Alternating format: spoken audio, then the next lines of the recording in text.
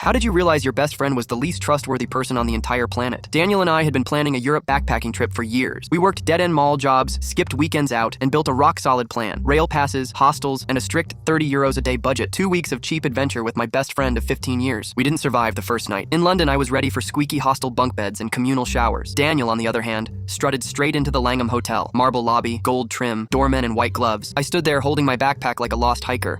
Dude, I whispered. This doesn't look like 30 euros a night. Daniel just grinned. Relax, you've been stressed. You deserve something nicer. At check-in, the clerk asked for my card. I handed it over without thinking. Later, I found out Daniel had booked a suite on my card because his was acting weird. £400 a night. He promised it was just one night. Spoiler, it wasn't. By Rome, he'd leveled up his scams. Daniel hired a private guide named Marco who gave us an incredible Colosseum tour. Hidden staircases, secret gladiator tunnels, everything. At the end, Marco smiled and said, 300 euros, please. I turned to Daniel. He shrugged. The concierge said it was complimentary. That night, I lost it. You cannot keep charging things without asking me. Daniel put on his most sincere face, even wiped at his eyes. You're right, man. No more surprises. I just wanted this trip to feel special. I believed him. Big mistake. The very next morning, he handed me first-class train tickets to Paris. Apology gift, he said proudly. 800 euros on my card. Again, I wanted to throw him off the train, but Amsterdam was where the friendship officially died. Our Airbnb host was a sweet older woman named Anki, who ran a little restaurant downstairs. Out of nowhere, Daniel told her I was a famous American food blogger with millions of followers. Before I could open my mouth, Anki's eyes lit up. She hugged me, started calling her chef friends, and announced she was preparing a once-in-a-lifetime dinner for me to review. That night, Daniel played cameraman while I sat at the head of a table pretending to know what I was doing. Anki's entire family crowded around, waiting for my expert commentary. I stabbed at a plate of herring and croquettes. The flavor profile is very balanced. Daniel leaned in, whispering, say something about the authenticity. Super authentic, I muttered, sweating. Her cousins nodded, impressed. Anki clasped her hands like I was blessing her restaurant. The food kept coming. 5 full courses, each one better than the last. Daniel filmed everything like he was producing a Netflix documentary. Everyone was smiling, cheering, clinking glasses. For a moment, I almost forgot the lie. Then Anki brought the bill, 3,000 euros. I nearly dropped my fork. Daniel had told her food bloggers pay premium prices for exclusive dinners because they write it off as business expenses. She thought I was about to publish the review that would change her career. I turned to Daniel to scream at him. He was gone. Not in the bathroom, not outside, just gone. Now I was sitting at a table surrounded by Anki's family, all staring at me like I was about to hand over a black Amex. I tried explaining the truth. I'm not actually famous. They thought I was joking. One cousin laughed. So humble. Another said, it makes him even more authentic. Daniel's phone was still propped up recording me like I was on trial. 10 minutes later, the police arrived. They found Daniel 3 blocks away trying to book a flight home with a stolen credit card. He'd apparently been planning his escape during dessert. Anka, bless her, felt so bad she didn't charge me. She even hugged me at the door and said, I hope your review is kind. Meanwhile, Daniel spent 2 nights in Dutch jail until his parents wired bail money. When I flew home, his mom asked what happened. I told her the truth. Daniel finally found his calling, professional con artist.